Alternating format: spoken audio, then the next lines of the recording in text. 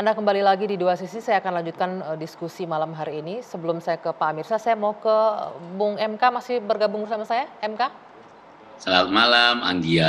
Ya, Masih. masih ya. Nah, ini kita boleh mendengarkan nih MK yang tahu banyak juga, khususnya di Jakarta ya, dengan Jakarta Undercover yang di lapangan, bagaimana Ya, geliat atau gerak-gerik kaum LGBT ini. Tadi kalau sempat dengar tadi kan, kalau Pak ya, Babe Haikal menyebutkan ini penyakit. Kemudian Mbak Zoya ya, bilang secara klinis belum bisa dibuktikan ini penyakit menular dan lain-lain. ya. Tapi kalau dari kacamata Anda yang melihat langsung itu seperti apa sih ini kaum LGBT ini? Yang pertama, saya pasti akan berbicara ruangnya adalah ruang dari kacamatanya adalah kacamata sosial dan kemanusiaan Ya. pastinya. Terus nanti di dalamnya ada yang saya sebut sebagai bagian dari gaya hidup ya. Misalnya gini, itu yang pertama. Yang kedua, ini berkaitan dengan isu LGBTQ yang sekarang lagi mencuat adalah karena satu konten seseorang gitu kemudian rame gitu. Ya. Jadi lepas dari konten yang viral itu sebenarnya isu LGBT awalnya LGBT sekarang ada Q-nya dan ada tambahan seterusnya itu sudah ramai dari dulu gitu. Bahkan ketika misalnya tahun 2003 saya menulis Jakarta Undercover itu ada bab tersendiri soal potret kehidupan LGBT di Indonesia itu ada bab sendiri gitu.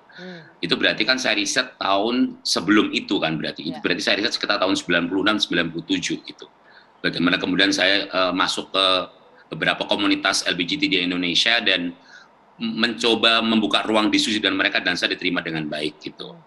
Jadi intinya apa yang ingin saya sampaikan adalah adanya konten yang viral itu atau tidak sebenarnya diskursus tentang LGBT itu sebagai satu kenyataan itu memang sudah ada dari dulu dan dari hari ke hari kalau kita menggunakan patokan angka barangkali memang tidak pernah tepat karena memang belum pernah ada Data. survei yang kemudian ada orang berani mengaku dirinya LGBT secara terang-terangan sampai hari ini gitu.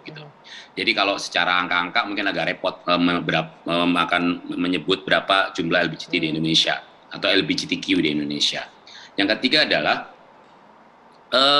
kenyataan-kenyataan di lapangan dari dulu, misalnya dari mulai tahun 90-an sampai sekarang, itu kan saya banyak bercimpung di dunia hiburan lah ya gitu. Dan memotret bagaimana pola hidup, gaya hidup masyarakat perkotaan, terutama Jakarta dan kota-kota besar lainnya gitu.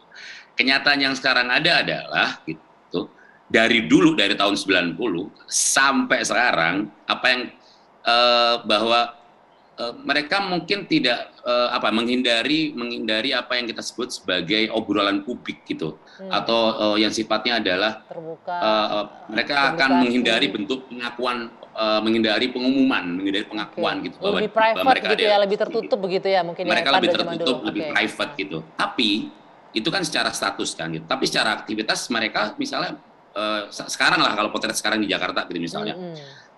Dari tahun 90 yang namanya gay night itu ada dari dulu, lesbian night itu ada dari dulu gitu.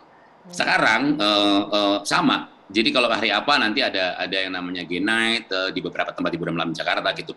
Dan mereka yang membedakan adalah mungkin karena sekarang juga adalah era digital sudah begitu pesatnya gitu dan privasi orang kemudian menjadi tidak dalam tanda kutip tidak menjadi privat lagi gitu. Jadi dan mereka secara gaya hidup mereka di umum di tempat-tempat yang mereka diakui dalam tanda kutip mereka berani loh mengeksposur bahwa mereka jadi mereka biasa berciuman cowok sama cowok, cewek sama cewek gitu, gandengan dan sebagainya. Bahkan ada beberapa yang kemudian berani memproklamirkan diri untuk kemudian menikahkan dalam tanda kutip gitu. Nah, Oke, ini tadi kan saya potong sedikit ya Mbak. Tadi kan beda dulu dengan sekarang. Mungkin faktor sosial media juga tadi yang Mbak Zoe bilang di awal. Sekarang karena ada sosial kalau media. dulu kan masih zamannya masih zamannya faktor media sosial memang menjadi pengaruh yang sangat besar. Tapi gitu. balik lagi itu kan pilihan ke si individunya lagi bahwa dia ingin membuka ini di sosial media atau tidak kan. Tapi faktanya bahwa sekarang memang lebih terbuka jauh seperti itu kalau kita bisa bilang. Ya kalau sekarang memang jauh lebih terbuka, tapi kemudian mereka akan menghindari apa yang kita sebut sebagai ruang diskusi gitu loh. Karena faktor pasti ada penolakan, pasti ada namanya resistensi. ada yang namanya kemudian ada yang dalam tanda kutip yang kita sebut sebagai bully sosial juga ada. Tapi kan, faktanya gitu. Sekarang makin banyak loh di channel-channel sosial media yang bikin. Kalau sekarang harus jujur bahwa media sosial yang kemudian menjembatani tidak hanya media sosial tapi juga tempat-tempat yang real gitu, menjembatani eksistensi mereka juga banyak.